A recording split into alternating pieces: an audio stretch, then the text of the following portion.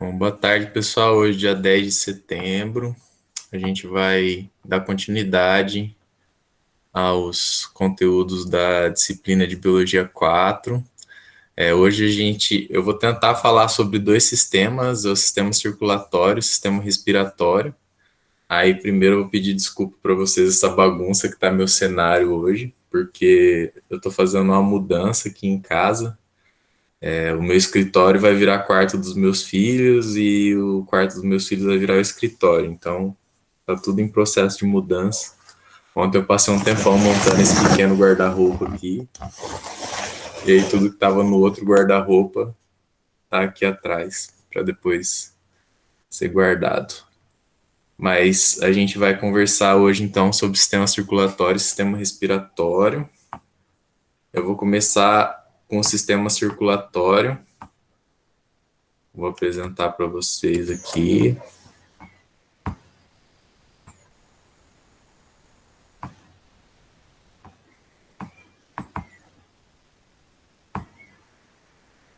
Todo mundo vendo? Ainda não, né? Sim, senhor. Já dá para ver. Agora foi? Beleza. Deixa eu mudar o apontador.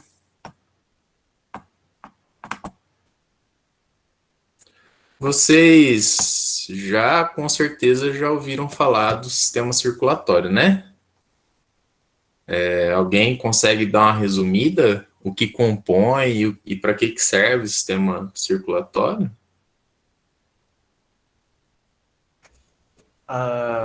Enviar o sangue para o resto do corpo?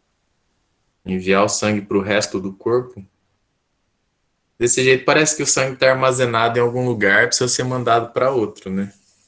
Circulação de sangue. Fazer a oxigenação do sangue também, né? Ele ajuda a transportar, a gente respira e tudo mais. A oxigenação dos tecidos, né? Através do sangue, que é quem carrega, né? O oxigênio. E se oxigena, tem outro gás que precisa ser transportado para ser jogado fora, né? É o carbono. O gás carbônico, né? E o que faz parte do nosso sistema circulatório? Os glóbulos brancos, vermelhos, sangue. Isso faz parte Plaquetas. disso. São células que estão presentes no sangue, né? Coração, Artérias, aorta, coração. Quando a gente está falando de órgãos, aí vai para coração, né? Artérias, veias. Já ouviram esses nomes? Sim, sim. Vocês sabem a diferença entre uma veia e uma artéria? Sim. Se eu não me engano, uma carrega o oxigênio e a outra carrega o gás carbônico. Só que eu não sei qual é qual. Uma carrega o oxigênio e outra Eu acho que é uma carrega o sangue venoso e o outro sangue arterial. uma carrega o sangue venoso, outra sangue arterial. Como é que é sangue pobre? Cadê? A veia é a que leva o sangue pobre, a artéria é o rico. Ah, o que não tem oxigênio é o pobre. E o rico é o que tem oxigênio, é isso? boa tarde, professor. Boa tarde. A diferença também é da espessura das duas, né? Espessura. Quem que é mais grossa? A artéria. A artéria. Por que será que ela é mais Tem grossa? mais pressão. Tem mais pressão. Por que ela teria mais pressão? Porque ela carrega o sangue bombeado do coração. Ah, entendi. Então, sempre vem vários conceitos um pouquinho errados quando a gente está falando sobre a diferença entre veia e artéria, né? Essa ideia de que a artéria carrega sangue arterial e veia carrega sangue venoso, acho que é a principal confusão que o pessoal faz, até mesmo porque o nome, né, arterial, dá a impressão que o sangue arterial é o sangue da artéria, e o sangue venoso é o sangue da veia, né? Mas não é bem assim, porque tem artérias que carregam o sangue venoso e veias que carregam o sangue arterial. Entendeu? Então isso causa um pouco de confusão. A artéria é a que sai do coração em direção a alguma parte do sangue, alguma parte do corpo. E veia é o que volta do corpo para o coração. Então, as artérias, elas anatomicamente têm que ter a parede muito mais grossa, porque ela tem que aguentar a pressão do bombeamento pelo coração. Enquanto a veia, ela faz o sangue retornar, então ela é mais fina, ela não tem tanta pressão. Entendeu? Mas a gente vai ver com detalhes essa diferença na hora que a gente estiver aqui na apresentação.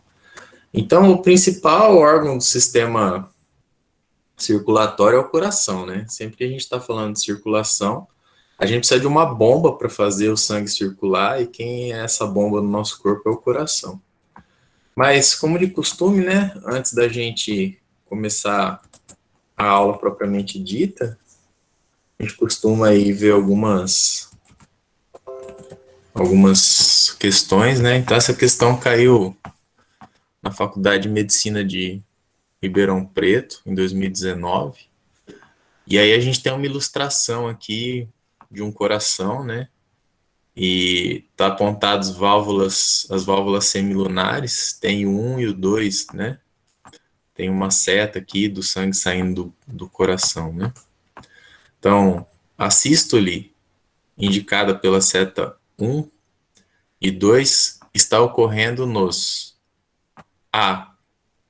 Ventrículos e promove a redução da pressão nas artérias aorta e pulmonares. B. Átrios e promove o aumento da pressão nas artérias aorta e pulmonares. C. Átrios e promove o aumento da pressão das veias cavas e pulmonares. D. Ventrículos e promove a redução da pressão das artérias cava e pulmonares. E ventrículos e promove o aumento da pressão das artérias pulmonares. Então, o que ele está querendo dizer aqui é que essa setinha mostra um movimento e aí mostra o sangue saindo e ele quer saber o que está acontecendo, né? Alguém tem ideia aí de qual que seria a alternativa correta?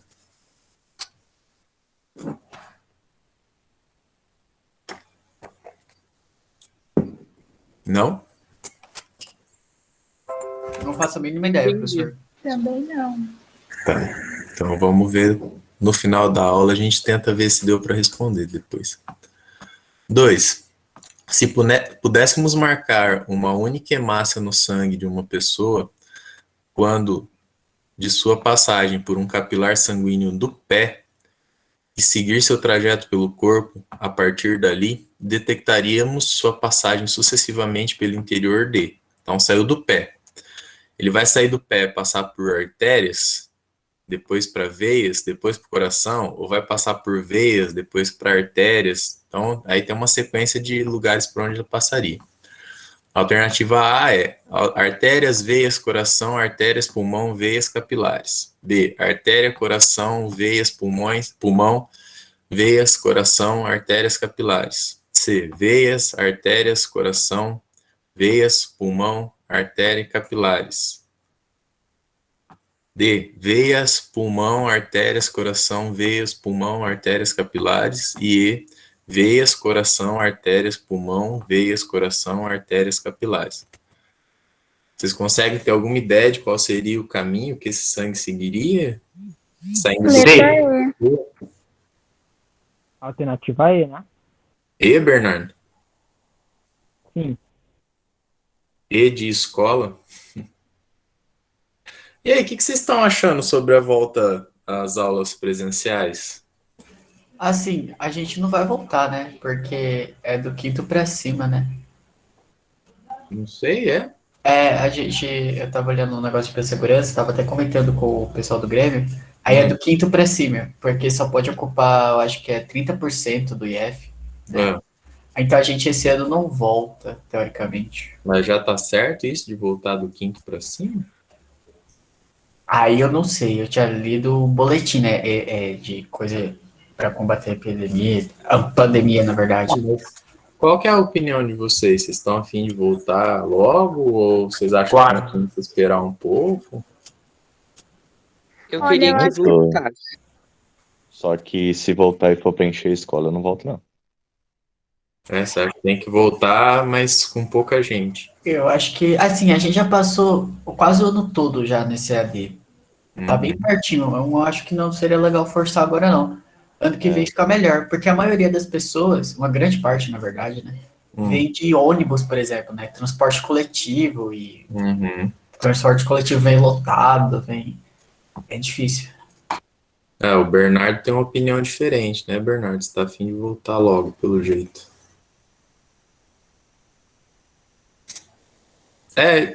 Bom, sei lá, tem que ver como é que vai ser. Eu também, eu só acho assim, tá, tá complicado de manter a escola fechada com todo o resto funcionando, né? A gente vai em restaurantes, bares, tá tudo aberto e o pessoal tá indo. Vamos ver. É meio complicado isso aí, né? É um pouco triste de se ver, tipo, bar, festinha aberta e escola fechada. É isso que tem me incomodado, assim. Se falasse, não, a gente está mantendo o distanciamento social, mas com certeza vocês, apesar de não ir para a escola, devem estar indo em eventos da família de vocês, na casa de amigos, às vezes numa lanchonete com os amigos, e aí fica complicado. Mas O eu não pior é que sei. tem pai que se abrir a escola não vai enviar o filho, mas fica toda hora saindo para ir numa festa, para ir num bar, toda hora indo para lugar que não precisaria ir. Então. E ainda tem a questão de ter pai que não autoriza o filho vacinar, né? Aí é perigoso até pra gente, que aumenta o risco da gente se contaminar, e pra pessoa, no caso. Porque a vacinação é um pacto coletivo, né? Sempre que tem um não vacinado, ele está abrindo uma possível porta de entrada, até mesmo para quem é vacinado, né? Isso é um problema também mesmo. E não pode, não tem como exigir, né, que, digamos assim, só vá para a escola quem comprovar a vacinação. Isso legalmente não é possível. Então, se abrir, abre para todo mundo, senão não abre. Infelizmente. Vamos ver o que vai virar. E é que tá tendo essa discussão. Ontem a gente teve uma reunião a respeito disso. Ontem não, anteontem. Anteontem? Eu acho que foi anteontem. Quarta-feira. Pessoal, voltando aqui para nossa natofisiologia humana, vamos falar um pouquinho do coração. O coração é uma bomba, e aí, quando eu falo bomba, não é a bomba que explode, mas a bomba que bombeia, né? Todo mundo já viu uma bomba em funcionamento? Bomba, tipo, de Já em poço. poço. De poço, Eu tenho uma aqui. Já vi. Eu também. Como que essa bomba funciona? Ela pega a água de algum lugar, isso passa por um sistema que dá força para ela sair por outro lugar, né? Só que geralmente a bomba pega de um lugar e envia só para um outro lugar, né? O coração é quase como se fosse uma bomba dupla, né? Ele recebe de dois lugares e joga para dois lugares, entenderam? E ele tem esse sistema para evitar a mistura do sangue arterial, que é rico em oxigênio, com o sangue venoso, que é pobre em oxigênio e rico em gás carbônico, tá? Então é uma bomba dupla, onde os dois fluxos são isolados um do outro. Os dois são bombeados ao mesmo tempo, mas de uma maneira que os dois não se misturem. Entendem isso? Uhum. Interessante, né? Para saber mais ou menos o tamanho de um coração, a gente sempre fala que ele tem o tamanho de um punho fechado, né? Então ele fica localizado à esquerda, né? Com a pontinha dele, essa parte aqui fica para a esquerda do peito. Isso normalmente, né? Da caixa torácica. Tem gente que tem o coração ao contrário, acontece anatomicamente essas variações, mas de forma geral, o normal é que ele fique com a pontinha dele, essa parte de baixo, virado para o lado esquerdo, tá? Ele fica no meio da caixa torácica, atrás do externo, que é esse osso que a gente tem aqui no meio do peito. E ele é formado por um músculo, que é o miocárdio. Mio é músculo. Quando eu tenho uma mialgia, eu tenho uma dor no músculo, tá? Cardio é coração, então é o músculo do coração, né? Ele é revestido por uma membrana externa, que é chamado pericárdio, e é revestido internamente pelo endocárdio. E ele tem as coronárias, que são artérias e veias que irrigam o próprio músculo. Então, aqui o coração, né? Aqui o átrio, a aurícula direita, aqui o átrio, a aurícula esquerda, aqui o ventrículo esquerdo, aqui o ventrículo direito, e aqui as coronárias em vermelho e azul, que são vermelho são as artérias, em azul as veias, que irrigam o próprio coração. Vocês já ouviram falar de infarto do miocárdio? Já. Já. Tem ideia de como que acontece o infarto de um miocárdio? Primeiro, o que é infarto, vocês sabem? Eu sei que, tipo, meio que ele interrompe, né, o fluxo lá do sangue, ele para. Sim. Mas o infarto em si, vocês acham que infarto a gente só pode ter no coração ou pode ter em outro lugar? Eu comumente só ouvi falar do coração, tipo assim, na minha vida. É o que a gente mede, né? Oi, Gianluca. Não, só ouvi falar do coração também. Mas pode acontecer em outros lugares. O infarto é a morte de um tecido devido a um interrompimento ou a redução muito forte do fluxo de sangue para aquele tecido.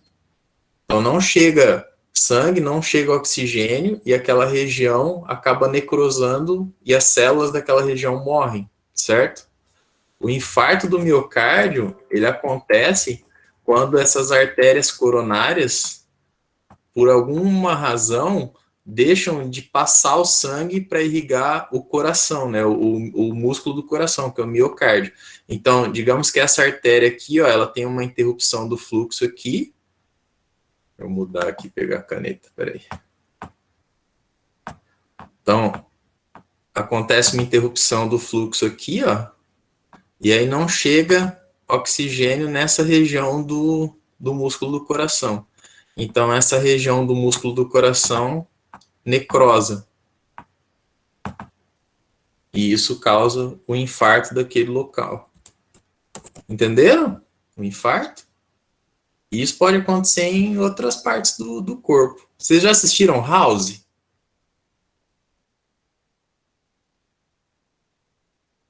Não. Série do médico que resolve doenças altamente complexas e que ninguém consegue resolver.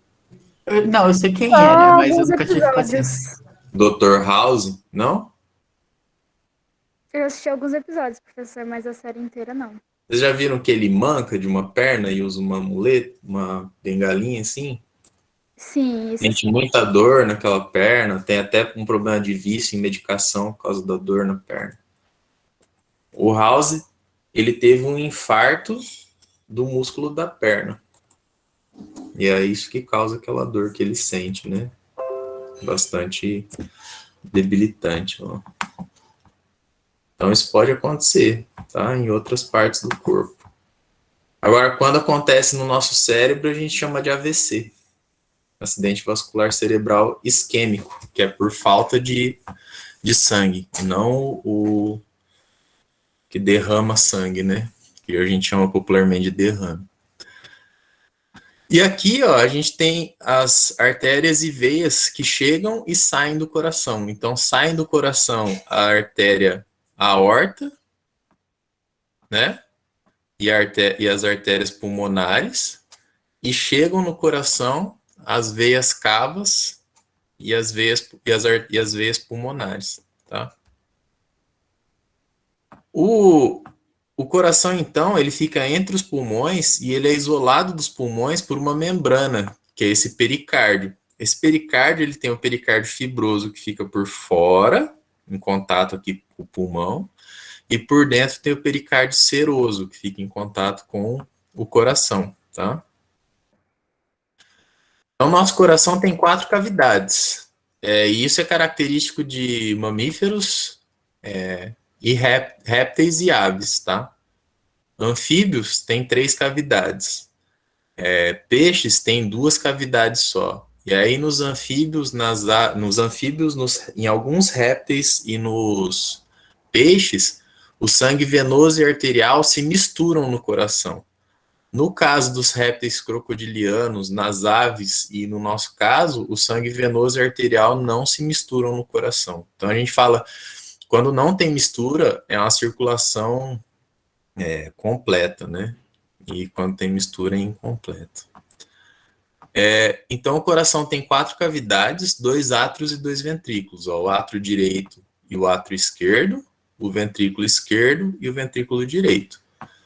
A extremidade inferior é voltada para a esquerda e ele funciona como uma bomba, onde ocorre a sístole, que é quando o coração contrai, e a diástole, que é quando o coração se dilata, tá? Ele tem válvulas, também chamada de válvulas, que comunicam os átrios com os ventrículos. Então aqui, ó, o átrio direito e o ventrículo direito, o que faz a conexão entre esses dois, átrio direito e ventrículo direito, é a válvula tricúspide, que é essa aqui, ó. Então, ela permite que o sangue passe para o ventrículo, mas não volte para o átrio, né? Ele faz esse isolamento. E a válvula atrioventricular esquerda, que é a válvula bicúspide ou mitral. Então, o sangue chega no átrio esquerdo, passa para o ventrículo esquerdo, e essa válvula não permite que o sangue volte do ventrículo esquerdo para o átrio esquerdo. Vocês já ouviram falar, fulano tem um sopro no coração? Já ouviram essa expressão? Sim. Sim. Quando que você ouviu isso, Ana? O meu avô, eu acho que teve esse tempo. O que será que é isso, esse sopro no coração? Aí eu já não sei, prof. Não? Eu chutaria que seria quando entra ar em algum momento, aí se for Ar. de sopro, aí meio que, sei lá. Não, ar no nosso sistema Eu acho circulatório que pode ser teria fatal. alguma coisa a ver com esse músculo, essa válvula não tá fechando o sangue direito e ele pode estar voltando o sangue. É isso mesmo, tá?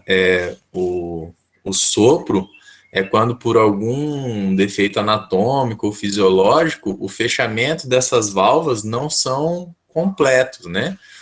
E permitem algum refluxo de sangue. E esse refluxo não é o normal é que não tem esse refluxo. E esse refluxo de sangue, quando o médico coloca o estetoscópio no coração e fica escutando o coração lá, ele escuta um sopro, né? Como se alguém assoprasse no coração, por isso que o nome sopro. Ar no nosso sistema circulatório não tem, tá? E não entra.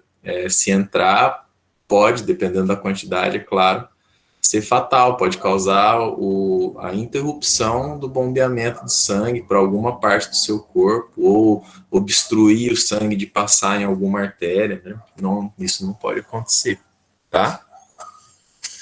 Professor, o que acontece, por exemplo, eu vi que o corpo humano tem em média 6 litros de sangue percorrendo o corpo. Certo. Quando a gente doa sangue, doa 1 litro. Uhum. Eu acho que é mais ou menos 1 litro. O que acontece com o espaço, o volume que esse 1 litro estaria ocupando? Ele fica, em todas as veias ficam mais vazias, entre aspas? Você tem uma redução na pressão sanguínea, né, no máximo.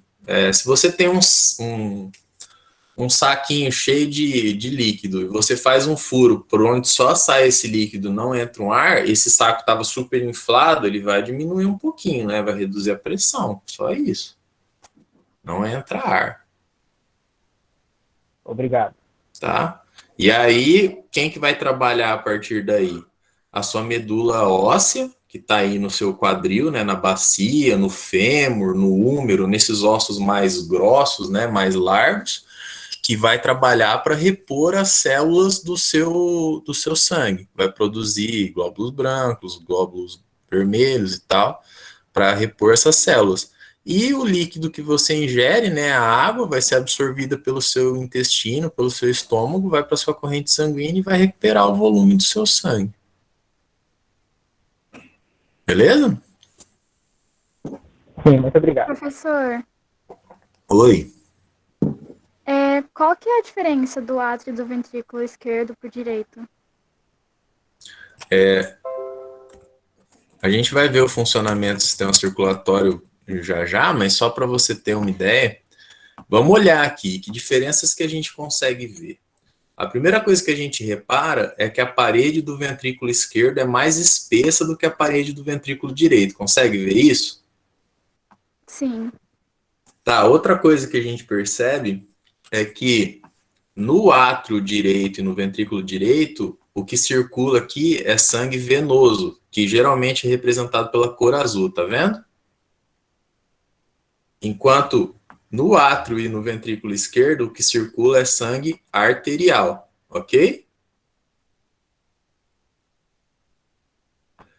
O que acontece? Como que a circulação funciona? Então, imagina lá na questão lá anterior, lá de marcar a hemácia no pé da pessoa. Essa hemácia vai vir do corpo, vai entrar no seu coração pela veia cava, acessando o átrio direito, certo? Então, o átrio direito recebe o sangue que vem do corpo. Desse átrio direito, esse sangue vai para o ventrículo direito. O ventrículo direito vai bombear esse sangue para as artérias pulmonares. Olha aqui, artérias que recebem sangue venoso. Essas artérias pulmonares vão levar o sangue para o pulmão. Lá ele vai ser oxigenado e ele vai voltar pelas veias pulmonares. Tanto a veia pulmonar superior quanto inferior dos dois lados, ó. E essas veias pulmonares vão desembocar no átrio esquerdo. Agora o átrio esquerdo recebe sangue arterial. Esse sangue passa para o ventrículo esquerdo, que quando o coração pulsa, é jogado na artéria aorta, que vai para todo o corpo. Vai para o tronco braquiocefálico, vai para as carótidas, subclávia, e para a aorta propriamente dita, irrigar todo o corpo. Entendeu? Como que o sangue circula ali no coração e qual que é o papel de cada uma dessas cavidades que você perguntou? Entendi, professor. Beleza. Então, qual que é o fluxo do sangue? Ele passa do átrio para o ventrículo e para as artérias. Se for o ventrículo esquerdo, ele vai para a aorta. Se for, e passa pela válvula aórtica. Se for do ventrículo direito, ele vai para a artéria pulmonar e passa pela válvula tronco pulmonar. A gente tem ainda um nó sinoatrial que determina o ritmo das batidas do coração, que são independentes do sistema nervoso central, que está no átrio direito. É aqui, ó. Tá vendo isso aqui, ó? É o nó sinoatrial. Esse nó sinoatrial, ele é como se fosse um pequeno cérebro que interpreta como que está a acidez do nosso sangue e determina o ritmo que o nosso coração deve funcionar. Por isso, já ouviram falar, a pessoa teve morte cerebral, mas o coração continua batendo. Já. Vocês acompanharam o caso daquela influencer que tinha um canal sobre moto que faleceu recentemente? Que o namorado falou que ela pulou do carro em movimento. Vocês viram essa notícia, não? Que ela é daqui de Campo Grande.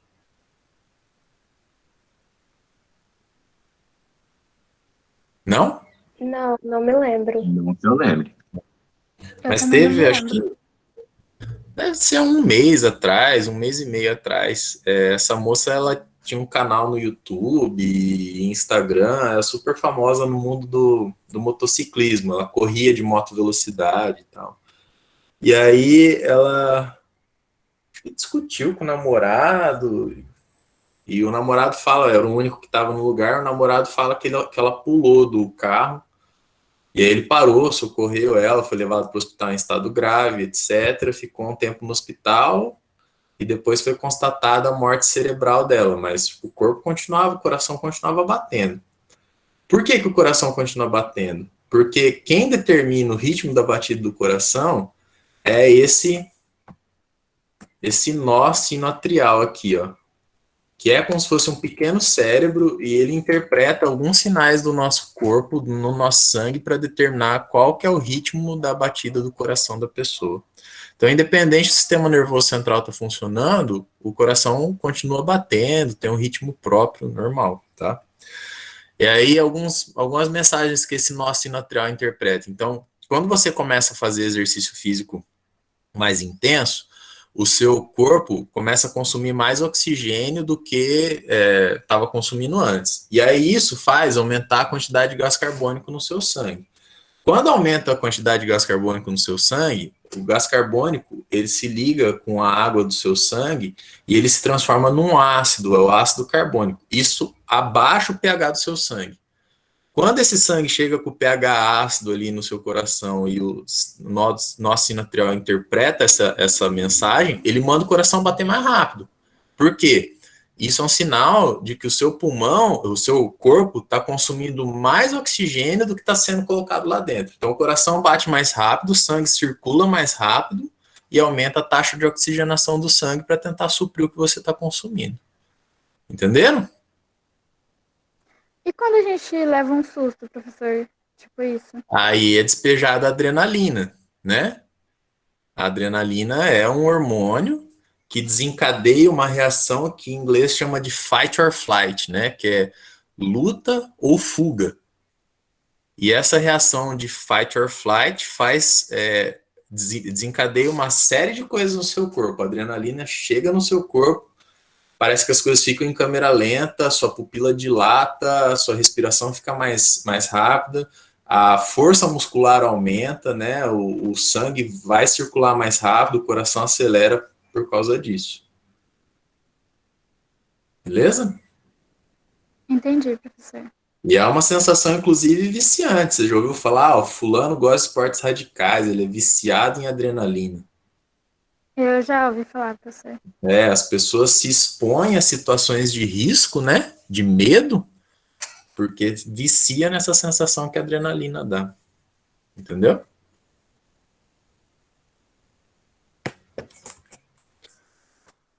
Bom, então, de novo, eu já falei para vocês, mas vamos lá para reforçar. O sangue está lá no pé da pessoa, vem por veias até chegar na veia cava superior. Nessa veia cava superior, ou na veia, se está vindo do pé, ela vai vir pela veia cava inferior. Se está vindo da cabeça, vai vir pela veia cava superior.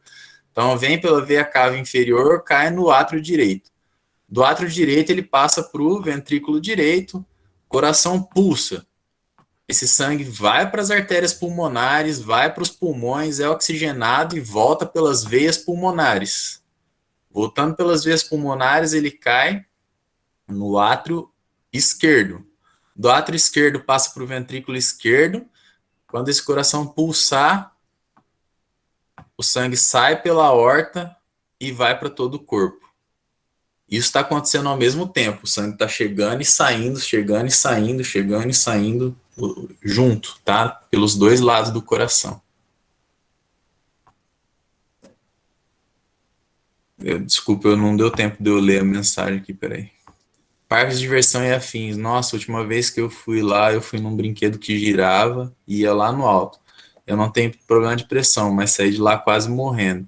Que sensação que você teve, Felipe, com essa experiência? O que você sentiu especificamente?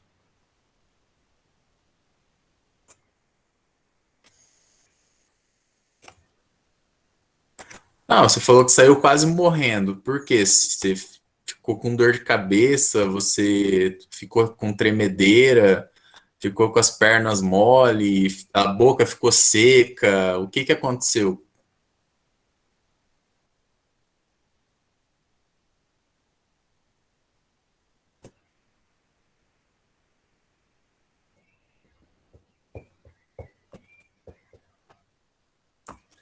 Tá, eu não vou acompanhar o pessoal do... corpo mole, meio fraco. Acontece. É isso mesmo. Bom, continuando a nossa apresentação. Então aqui, ó, para mostrar para vocês, ó, o sangue chegando no átrio esquerdo e direito e saindo pelas artérias pulmonares e pela aorta, ó lá. E quem que está determinando isso? O nódulo sinoatrial, tá? É possível sentir a pulsação em artérias superficiais. O normal é de 60 a 80 batimentos por minuto no repouso, mas isso aumenta com emoções ou exercícios. Vocês sabem onde que vocês conseguem sentir a pulsação de vocês? No pulso e no pescoço. Dá para sentir aqui, né? Olha lá. Né? Dá para sentir no pulso aqui.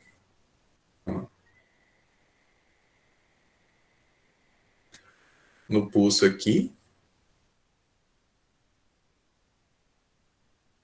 E aí, como que eu posso saber quanto está minha pulsação? Se você abrir o relógio, né, para ver os segundos, digamos, olha lá.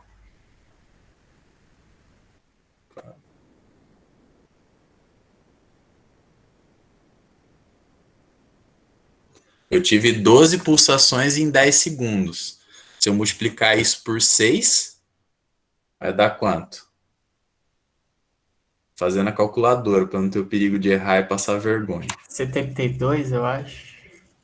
Isso, então eu estou com 72 batimentos por minuto. Tá? É assim que a gente mede, assim, manualmente, né? Agora tem os frequencímetros, né, que coloca na ponta do dedo. Se a gente aperta as pontas dos dedos, assim, a gente sente uma pulsaçãozinha também, né? Também dá para usar isso. Essa pulsação no repouso, de forma geral, vai ser mais baixa em pessoas que fazem exercícios regularmente e mais alta em pessoas obesas e sedentárias. Eu, por exemplo, há 2 anos atrás, que vocês me conheceram, eu pesava 30 quilos a mais do que eu peso hoje, a minha pulsação no repouso era em torno de 100 batimentos por minuto. Hoje, a minha pulsação no repouso, isso medida ali, deitado na cama antes de dormir, vai ser 50, 55, sabe? Então, essa questão de obesidade, de sedentarismo, tudo isso muda esse batimento no repouso. Beleza? Beleza, professor. Ok. Bom, então como que, se eu fosse fazer um mapa esquemático do sistema circulatório, como que ele seria? Então tem o coração, que é a bomba central, tem o corpo e tem o pulmão. O sangue vem do corpo e entra no átrio direito, vai para o ventrículo direito, do ventrículo direito vai para o pulmão, volta para o átrio esquerdo, do ventrículo esquerdo vai para o corpo de novo, para oxigenar o corpo. Então o sangue é oxigenado no pulmão e ele oxigena o corpo. Ficou fácil disso, né? De entender isso. Não tem dúvidas a respeito disso. Sim, professor. Ficou tranquilo, professor. Tá. Então, a gente chama de circulação, a gente divide a circulação em duas por causa disso. A gente tem uma circulação sistêmica, que é a do corpo, e uma pequena circulação, que é também chamada de grande circulação, e a pequena circulação, que é a circulação pulmonar, tá? Então, o sangue oxigenado sai do ventrículo esquerdo para o corpo, as artérias vão se ramificando, formam arteríolas e depois capilares, e aí tem trocas entre o sangue e as células que ocorrem nos capilares. Gente, é importante, isso para mim, quando eu estava no ensino médio, foi uma surpresa, nosso sangue não sai das nossas artérias e veias, a gente tem um sistema circulatório fechado, tá? Ah, professor, mas eu me corto e sai sangue. Por quê? Porque você cortou uma veia ou, às vezes, eventualmente, uma artéria, porque artérias são mais raras de serem cortadas porque elas são mais profundas, né? Então tem que ser um corte mais profundo para você ter uma artéria cortada. E geralmente, quando a gente tem uma artéria cortada, a gente tem um risco de excesso de perda de sangue, né? Porque o sangue na artéria está em alta pressão. Então, quando sai da artéria, sai com pressão, podendo inclusive esguichar, né? Aquelas cenas que a gente vê de esguichar sangue é porque teve uma artéria que foi cortada, tá? Capilares se unem e formam vênulas, então saiu das grandes artérias, vai se ramificando até chegar nos capilares. Depois, a volta dos capilares vão formando vênulas, as vênulas viram veias até chegar no coração. Então, as nossas duas maiores veias são as veias, a veia cava inferior e a veia cava superior. A veia cava inferior recolhe o sangue da região inferior do coração, ou seja, do coração para baixo. E a veia cava superior recolhe do coração para cima, tá? Circulação sistêmica ou grande circulação. O sangue sai do coração para todo o corpo e volta para o coração. Circula todo o corpo em 1 minuto. É rápido, né? Imagina, todo o corpo, de sair do coração para todo o corpo e voltar, 1 minuto, tá? Isso o seu sangue está circulando o tempo inteiro. O sangue sai do coração e vai para o pulmão e volta para o coração. Essa é a pequena circulação ou circulação pulmonar. Vai aos pulmões pela artéria pulmonar direita e esquerda e volta ao coração pelas veias pulmonares. O sangue oxigenado tem uma cor vermelho vivo, tá? É intenso. Se acontecer uma hemorragia e você quiser ter uma ideia se é um sangue arterial ou venoso, o sangue arterial é bem vermelho. O sangue venoso é mais escuro, quase um roxo, um marrom, tá? Então, a pressão sistólica do batimento cardíaco normal é 120 milímetros de mercúrio, enquanto a pressão diastólica é de 80 milímetros de mercúrio. Já ouviram falar naquela história de pressão 12 por 8? Já. Sim, já ouvi. A pressão considerada máxima saudável para a gente, que é o limiar que a gente fala que a pessoa não tem pressão alta, é 12 por 8. Quer dizer, é 120 milímetros de uma coluna de mercúrio, e enquanto isso na hora que o coração contrai, que é a sístole, e 80 milímetros de mercúrio quando o coração relaxa, tá? Então, de novo, para vocês lembrarem, pequena circulação, grande circulação, átrio e ventrículo direito recolhe o sangue venoso e manda para o pulmão, átrio esquerdo recolhe o sangue arterial e o ventrículo esquerdo manda para o corpo, tá? E assim o sangue fica circulando, todo esse ciclo leva em torno de 1 minuto para acontecer.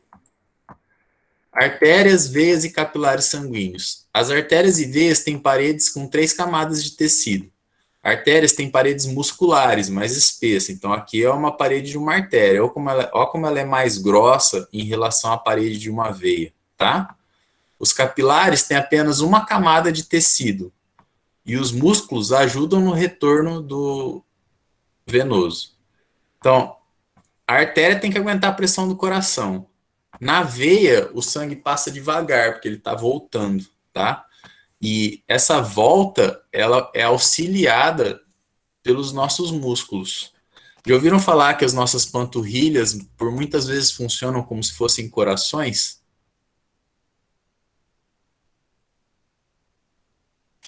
Não. Não? Por que isso? Quando o músculo da panturrilha contrai, ali pela panturrilha passam veias importantes de grosso calibre e que tem que lutar contra uma pressão bastante grande, que é fazer o sangue voltar de lá das pernas até o coração. Então tem um grande percurso para subir, né?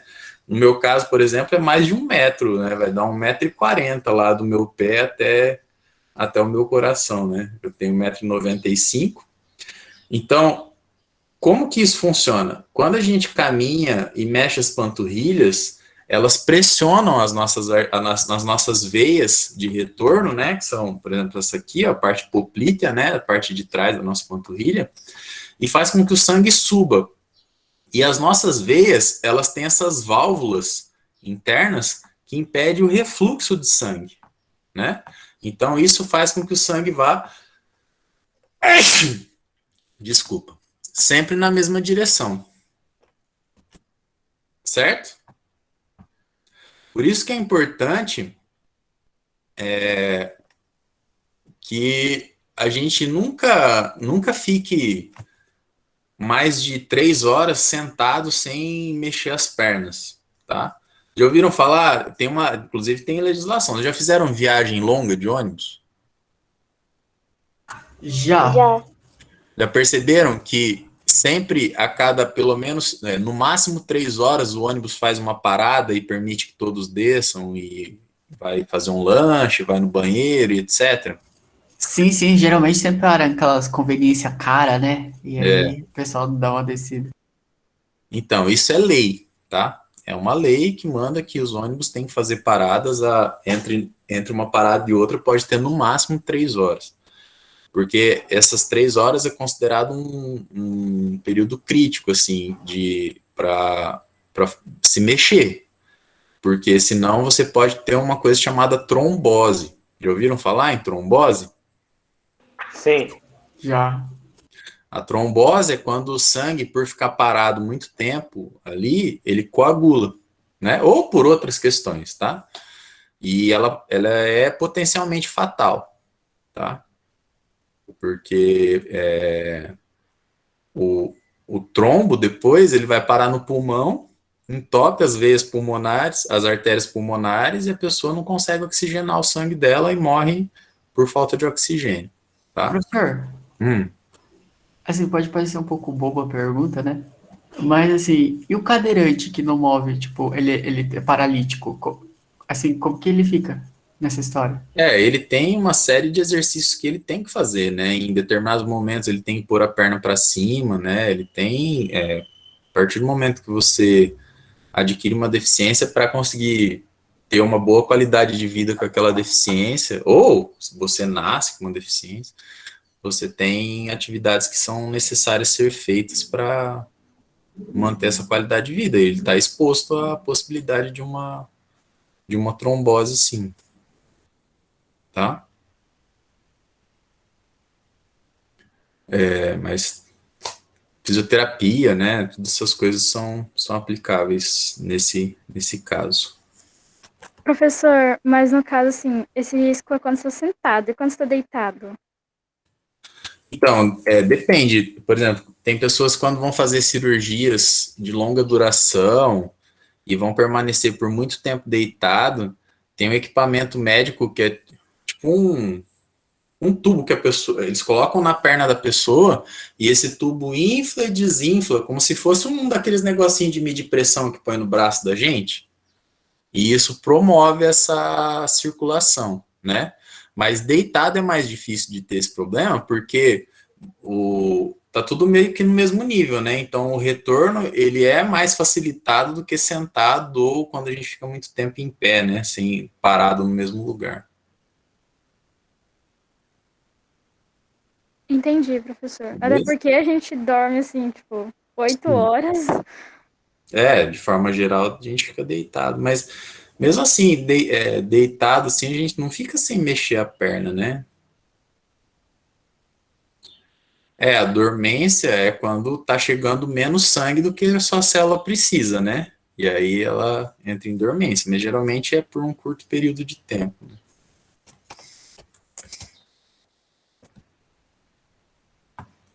Além dessa circulação sanguínea, né, que a gente conhece e conversa bastante sobre ela, tem uma outra circulação, que é a circulação linfática, tá? Então, o nosso sangue ele é composto pelo plasma, que é a parte líquida dele, e pelos elementos figurados, que são as células. As células não saem de dentro dos vasos sanguíneos, mas o plasma sai. E quando esse plasma sai de dentro do vaso sanguíneo, ele tem que ser recolhido para ser colocado de volta no sangue. E quem recolhe esse plasma são os vasos linfáticos. Vocês já ouviram falar em drenagem linfática? Já, tipo assim, esse nome não é estranho. Já, assim, já ouvi falar, mas não sei o que é. Não sabe o que é? Alguém sabe o que é? É Geralmente uma massagem, não é? é uma massagem, exatamente. É assim, a maior parte das pessoas que fazem são mulheres, né? Porque a drenagem linfática, em teoria, ela serve para retirar o excesso de líquido, né? Reduzir o inchaço. O que é esse excesso de líquido, esse inchaço?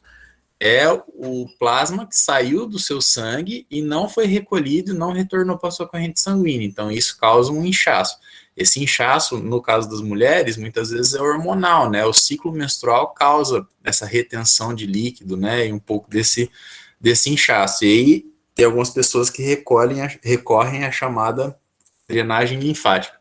Então, por meio de massagem, se estimula o retorno desse líquido para dentro do sistema linfático para ser devolvido para o sistema circulatório, tá? Então, é um sistema que recolhe a linfa do corpo e devolve para o sangue. Ele absorve gorduras no intestino e participa no sistema imunológico. Alguém aqui já teve uma íngua? É uma bolinha que fica perto da boca? Boca? Não, Não boca, assim embaixo, assim, da mandíbula. nessa região aqui, né? Isso. Podem aparecer aqui, pode aparecer nas axilas, na virilha, né? O que são essas ínguas? Estão vendo esses nódulos que estão aqui no nosso desenho esquemático? Esses nódulos são nódulos linfáticos. Quando a gente tem alguma infecção, alguma inflamação que mobiliza o nosso sistema imunológico, alguns desses nódulos, por estarem produzindo muitas células do sistema imunológico, eles incham. E esse inchaço é doloroso, né? Ele fica inflamado. Isso é a chamada íngua. Beleza?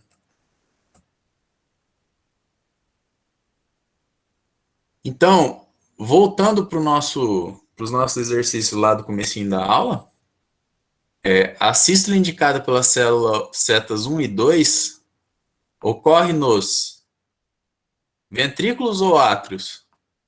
Ventrículos. Ventrículos. Então pode ser A, D ou E. Promove a redução da pressão? Ou aumento da pressão?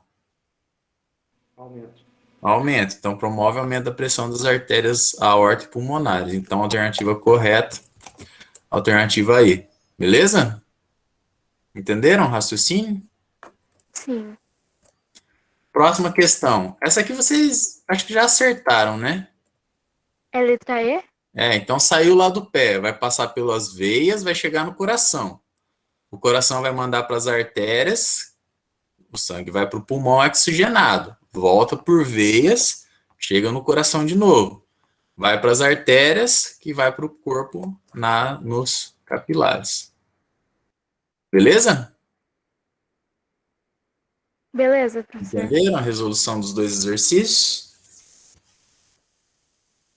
Prof, então, tipo assim, ele vai o sangue das veias do pé, tipo, vai pro coração para depois ir pro pulmão, é isso, né? Isso. Beleza. Ele vem do corpo pobre em oxigênio, né? E aí ele precisa ser oxigenado, mas para chegar no pulmão ele tem que ser bombeado de novo. Então ele passa pelo coração, é bombeado para o pulmão. Aí do pulmão ele está oxigenado e aí ele precisa ir para o corpo, mas para isso também ele precisa passar pela bomba do sistema que é o coração. Professor, Entendi. Oi, Ana. o sangue venoso que fala é esse sangue pobre, né? É o sangue pobre em oxigênio e rico em gás carbônico. Por exemplo, porque tem a veia que vem do pulmão que não é sangue venoso. Não, o que circula pela veia pulmonar é sangue arterial. E o que circula pela artéria pulmonar é sangue venoso. Por isso que não dá para falar que a artéria tem sangue arterial e veia tem sangue venoso. Entendeu? Sim, professor. Mas dá pra falar que o átrio e o ventrículo esquerdo só tem sangue arterial. Sim. No átrio, no ventrículo esquerdo, só passa um sangue arterial. E no direito só passa sangue venoso. Entendi, professor. Então tá bom.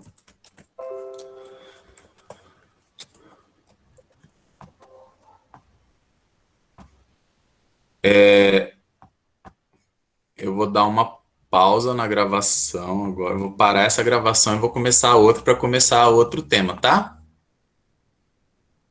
Ok. Eu preciso